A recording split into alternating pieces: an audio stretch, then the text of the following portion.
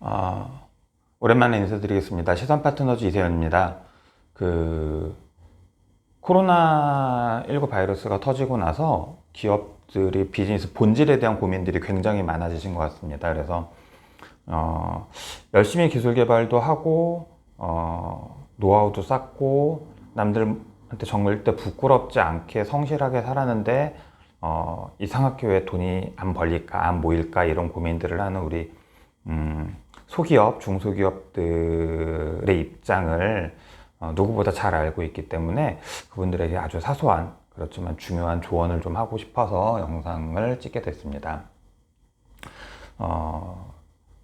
중소기업들은 구조적으로 돈을 벌고 모으는 게 쉽지 않은 게 사실입니다. 그 이유는 우리가 직장인들처럼 연봉이 얼마고 거기서 우리가 1년 동안 생활비나 비용들을 쓰고 나면은 잉여금이 얼마 생기더라. 그래서 이걸 잘 저축하고 투자하자.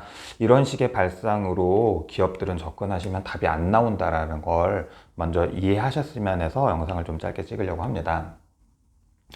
첫 번째는요, 직장인들 같은 경우에는 내 급여에서 생활비를 빼고 난 나머지 잉여금을 내가 어디에 투자하건 즐기건 무엇을 하건 간에 내 본업인 직장 생활 자체에 타격이 생기지 않습니다. 하지만 이렇게 접근했을 때 기업들이 매출을 만들어서 경비를 쓰고 남은 이익금이 있다고 생각했을 때 이 이익금들을 회사 밖으로 꺼낼 수 있는 구조의 중소기업들은 거의 없습니다. 무슨 얘기냐면 사업에서 번 돈은 대부분 다 사업에 재투자돼서 회사 안에서 흘러서 움직이기 때문에 우리 그런 표현을 쓰죠.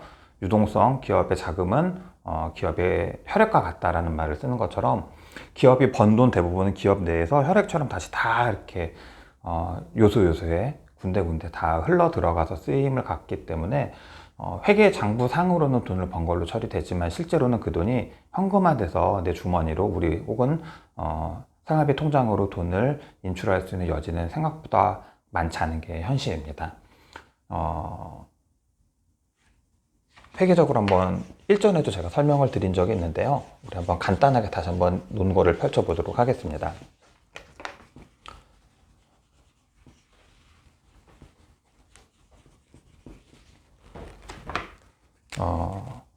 우리 기업들 같은 경우에 그냥 그 손익계산서라는 걸 한번 훑어보시면 예를 들어서요.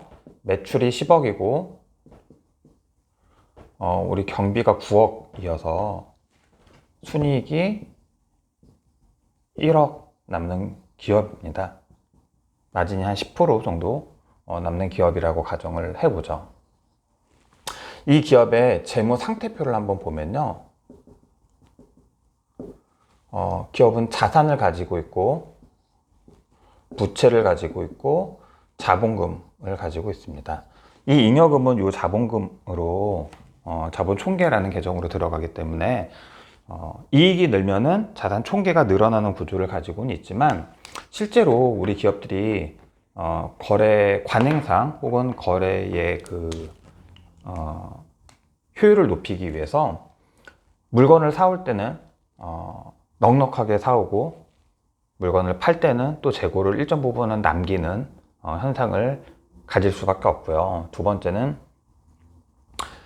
우리 중소기업들의 현실을 생각해 놓고 보시면요. 대부분의 우리 중소기업들은 완성품을 만들다기보다는 완성품에 가까운 산업의 중간에 쓰이는 어떤 구조물들이나 미완성의 중간재들을 만드는 구조를 많이 갖습니다. 그래서 보통은 원부자재 원료를 사와서 가공을 해서 중간재를 만들고 이거를 더 큰 기업에다가 보통 판매하는 방식의 구조를 가지고 가는데요. 대부분 우리 중소기업들이 이 중간에 끼인 구조를 갖게 되죠. 원료를 공급하는 업체들이 중소기업보다 큽니다. 그리고 시장에서 영향력이 크고 독점권을 시장을 지배할 수 있는 입지를 갖고 있는 경우들이 많죠. 예를 들면 대한민국에서 쇠를 생산하고 철을 생산하고 석유를 생산할 수 있고 그걸 원부자재로 제공할 수 있는 기업은 다 대기업들입니다. 대기업들 입장에서는 시장에 우위에 지배구조에 있기 때문에 영향력이 훨씬 더 크기 때문에 본인들이 믿지는 장사를 굳이 할 필요가 없죠. 그래서 보통은 우리 중소기업들이 대기업에서 원부자재를 사올 때는 증거금 혹은 보증금을 건다거나 보통은 현금 혹은 선불하는 방식으로, 그러니까 물건을 사올 때는 돈을 먼저 주고 현금으로 물건을 사오는 구조고요. 판매를 하게 되면 판매 후 검수 과정을 통해서 잘못 만든 거, 불량, 재고, 반품, 기타 등등을 정산한 다음에 판매 대금을 입금받는 구조의 모습을 띱니다. 이걸 우리 재무제표로 한번 녹여보면요.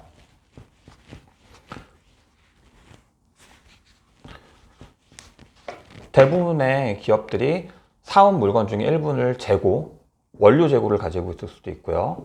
만들다만 중간재 재고를 가지고 있을 수도 있고요. 제품이나 상품의 재고를 가지고 있을 수도 있습니다. 보통 우리가 이게 매출액의 1-20%는 된다라고 봅니다.